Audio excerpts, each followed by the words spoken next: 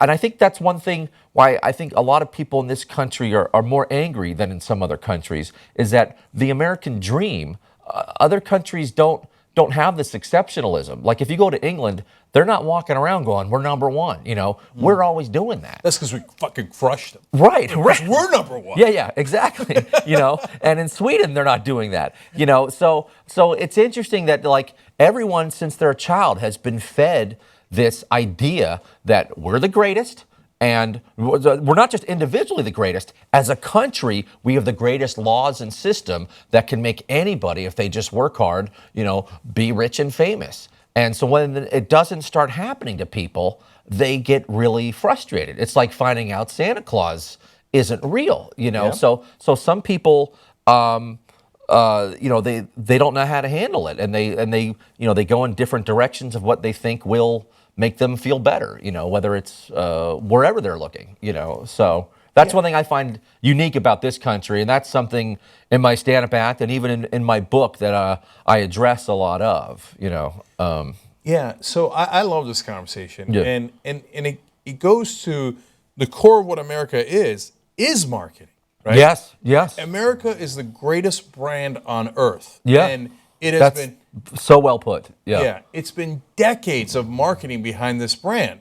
Like, so America stands for what? Freedom and liberty, right? Yeah. Except we had slaves for longer than Right. almost any other country. Right. And right? also, when we say that we stand for freedom and liberty, that means other countries don't, because that's not in their slogan. Right. Most countries don't even have slogans. All our cities have slogans. When in my stand-up act, I ask other people from other countries and cities in other countries, like, what's your slogan? They're like, we don't really have one. We all have one. We sell stuff. You're Yes. right. We market more than anybody. Like in Turkey, we have the opposite problem because I grew up till I was 8 in Turkey. Yeah. They think marketing is ugly. Like Yeah. they think like it's a great shame and dishonor if you have to market Interesting. yourself, right? Yeah. And so they don't market anything. They have like 2 or 3 of the 7 ancient wonders of the world in Turkey. They're like, shush, Yeah. shush, don't say anything about it. It's a great shame if you do, right? Like, why not? Yeah. That's crazy. Here it's the opposite. Right, but Yeah. then you come to America and everything is marketing. Yeah. It's a one giant Disneyland, Yeah. right? Yeah. And so, like, Dave and I are who, before we founded this show, it was me, Dave, and Ben who founded the show, and David is an old friend of mine who grew up together, and we're driving across the country, and it says, like, biggest man-made well in America. Yeah. Who gives a shit, Yeah, right? yeah. But he put a giant Yep, sign up, it's and you know fair. what happens? Yeah. Everyone stops. Yep. Yeah, I would stop.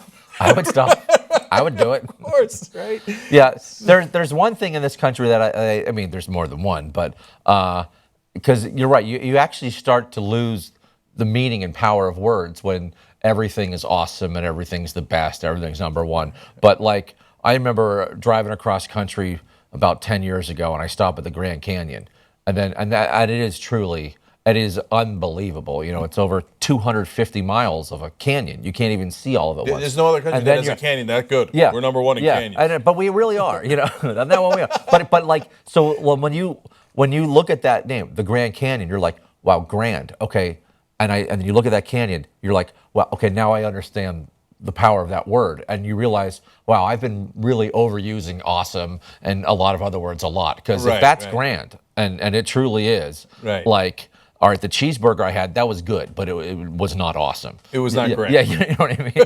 No matter how good it was, So, I mean, look, best example is World Series. Oh, yeah. Really? On what fucking ground? Yeah. No, I just tweeted that recently. It's like I've seen 2 teams in Asia and 1 in Argentina that I think can take the Royals, So, yeah. But then they don't get a chance. Sorry, we do the World Series. Yeah. Not you, Yeah. because we're America. Yep. But people start to actually believe it. I mean, we kid around about it because we understand the reality Right. of it, right? And you give credit for things that America has done great. Setting up So many things. Right, setting I up the mean, United Nations and, the idea of pushing human rights throughout the world. We didn't invent that, but for a while, we did a good job of pushing it. Right. We kind of ignore it Right. now, but, right? And we still do a lot of great things, Yes. But there's also, there's a lot of work, too, that needs to be done. That's right. But if you say that to people, they've internalized the branding so much and the marketing so much, they get really mad at you, right? Yeah. And then they'll say, our healthcare system might have problems, but it's the number 1 in the world. Yeah.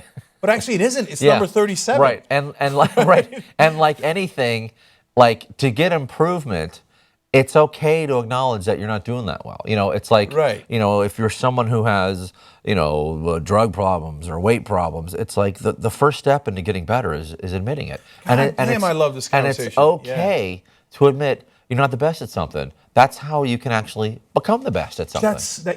That is an epiphany, man. That is a it's grand like- epiphany. Yeah, it's because like- you're right. I never thought about it. Like, Yeah. I know that America does the marketing and and I talk about it, but I never realized that by us saying we're number one, it forces us to not fix what's wrong.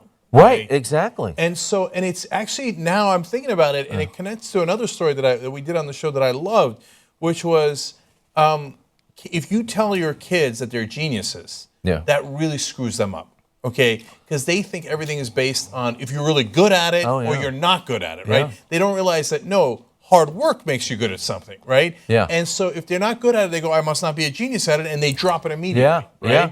And it ruins them, Yeah. right? If you tell them that you get it through hard work, then they work hard to get results, etc. And we've ruined the country in a sense, and that's why I think we're headed in a bad spot in a lot of ways. Yeah. Because we told ourselves we're geniuses. Yeah. We're number one. Yeah. We're number one. So Yeah. don't fix anything. Yeah. Right. And if you're not doing something well, don't ignore it. Yeah. Ignore it. Yeah, right? it must not be worthwhile. It's like, I'm a big soccer fan, and soccer is not the most popular sport in this country. It keeps growing, but there's so many people who just shit all over soccer. So, it's not a good sport or whatever, and that's because we're not winning. That's exactly if we right. won the World Cup, people would be like, yeah, soccer's the best. It's cognitive dissonance on a mass scale. Yeah. Right? If we're not good at it, then it's not that we're not good, it's that it must suck. Exactly. Right? Exactly. God, exactly. that's so fascinating.